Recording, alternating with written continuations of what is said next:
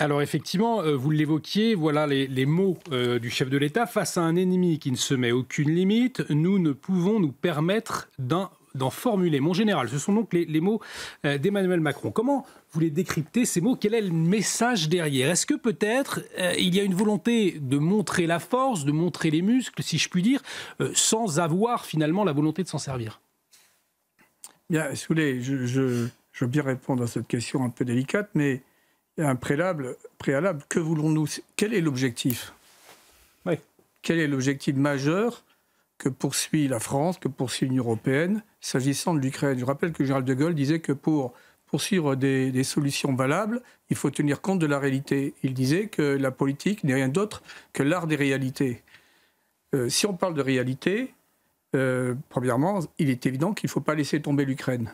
Il est hors de question que l'Ukraine devienne une province russe. C'est une évidence. Je pense que personne ne s'en relèverait.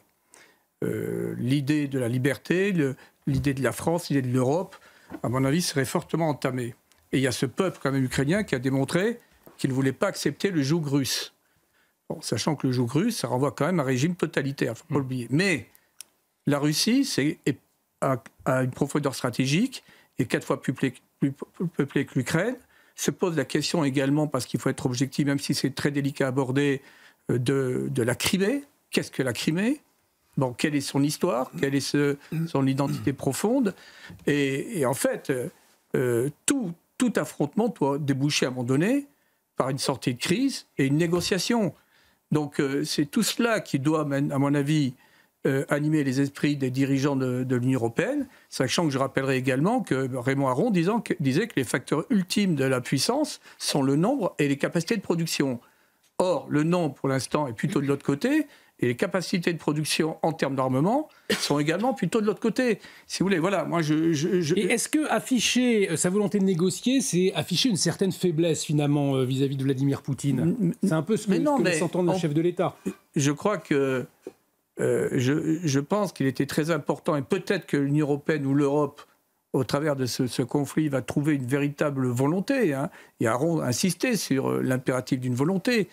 Bon, mais est-ce qu'on va accepter que pendant des années, ces deux peuples slaves s'entretuent, qu'il y ait des dizaines, des centaines de milliers de morts? D'ailleurs, ce qui ravit les Turcs, puis qui voient leurs adversaires du Nord s'affaiblir, parce qu'il y a aussi l'expansionnisme turc, ottoman, là, qui est en pleine renaissance.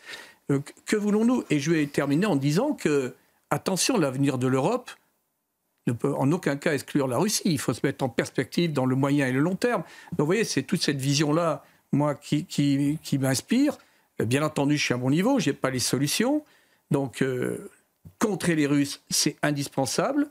Maintenant, à terme, quelle sera la table autour de laquelle on se réunira et sur quelle base ira-t-on à la négociation? Parce que tout conflit doit se terminer.